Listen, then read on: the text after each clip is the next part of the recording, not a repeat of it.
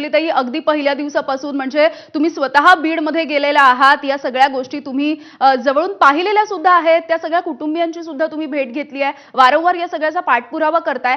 आता नेमकी काय भावना आहे तुमची? कारण मुख्य आरोपी म्हणून आरोपपत्रामध्ये आता वाल्मिक कराडचं नाव आलेलं आहे.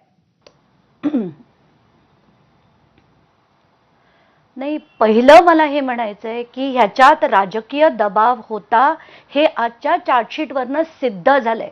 कारण पहिली जी त्यांनी त्या घटना ज्या वेगवेगळ्या केल्या की खंडणी वेगळी, खून हत्या वेगळी, अॅट्रॉसिटी वेगळी, हे जी वेगवेगळी प्रकरणं केली गेली ना, ती ऍक्च्युअली राजकीय दबावामुळेच केली गेली. आम्ही पहिल्या दिवशीपासून म्हणत होतो की हे सगळं एकत्रच आहे आणि ही संघटित गुन्हेगारीच आहे आणि त्यातनंच ही हत्या झाली आहे.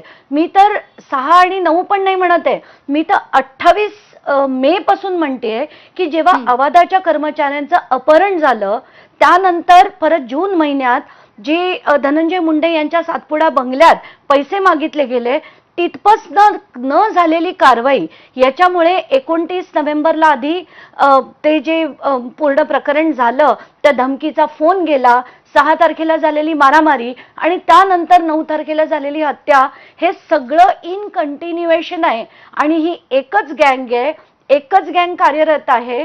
आज जर आपण बघितलं, आता तुम्ही जे चार्जशीट मधनं वाचून दाखवलं, त्याच्यात तुम्ही असं म्हटलं की 7 तारखेला आणि 8 तारखेला वाल्मिक कराड आणि सुदर्शन घुले यांच्यातली जी चर्चा झाली, त्याच्यात ते असं म्हणतात की खंडणी याच्या पुढे तर आपल्याला कोणी उठेल आणि आपल्याला जर असा प्रतिकार केला तर आपण यांना धडा शिकवला पाहिजे, ही जी ॲटिट्यूड होती. आणि ह्याच्यातनंच की दहशत निर्माण करायची की आपल्या पुढे कोणी मध्ये आधे आलं तर त्याला संपून टाकायचं.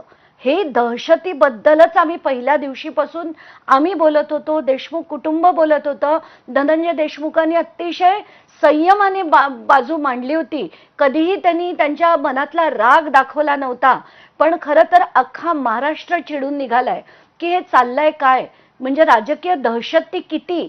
आणि जर कोणी म्हणालं की धनंजय मुंडे यांचा सहभाग नव्हता तर मी मानूच शकत नाही. आज वाल्मिक कराड मोठं होण्यामागचं कारण फक्त आणि फक्त धनंजय मुंडे आहेत, त्याच्याशिवाय दुसरं कोणीही नाहीये. आज जर कराड सारखी माणसं आज इथे झालं, आणि आम्हाला नेहमी वाटतं की अशी घटना परत कुठेही कधीही घडू नये. आणि हे जे 3 प्रकार करणं, म्हणजे खंडणीला वेगळं करणं, हत्येला वेगळं करणं, हा राजकीय दबावापोटीच झालं. आणि त्याच्यानंतर सुद्धा जर आपण बघितलं, पोलिसांनी कोणाला अटक केली, कोणाला शोधलंय, सगळेजण एकतर टीप मिळाल्यानंतर त्यांना हिरासतीत घेण्यात आले किंवा कराड सारखी माणसं सरेंडर झाली, त्यांना कोणाचीही चौकशी झाली नाही. आणि जर आज एवढं माध्यमांनी लावून धरलं, आम्ही लावून धरलं, सगळ्यात मोठं म्हणजे ग्रामस्थांनी, मसाजोगचे जे ग्रामस्थ आहेत त्यांनी इतक्या मोठी साथ त्या कुटुंबाला दिली, त्यांच्या पाठीशी उभे होते का? कारण संतोष देशमुख तसे व्यक्ती होते. आज जर ते तसे व्यक्ती नसते तर त्यांच्या पाठी गाव इतकं सॉलिडली उभं नसतं.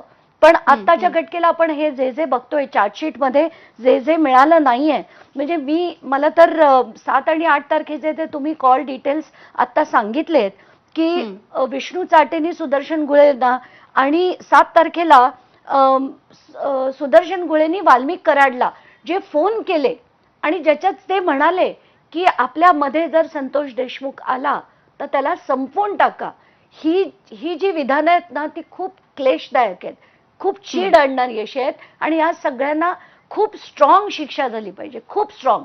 असं पुढे महाराष्ट्रात कधी घडलं नाही पाहिजे. अंजलीताई, तुम्ही सोबत राहा. आपण पुन्हा एकदा आमचे प्रतिनिधी गोविंद शेळके आपल्या सोबत आहेत, त्यांच्याकडे जाऊयात. गोविंद, आपण बघतोय की हा सगळा संघटित गुन्हेगारीचाच प्रकार आहे, हे आता उघड होत आहे. आणि महत्त्वाचं म्हणजे ज्या वेळेला वाल्मिक कराड आणि जे इतर लोक आहेत त्यांच्यावरती वारंवार आरोप केले जात होते जेव्हा सुरुवातीच्या काळामध्ये, तेव्हा अनेक जण त्यांच्या सोबत उभे राहिलेले होते. मात्र आता एक महत्त्वाची गोष्ट अशी आहे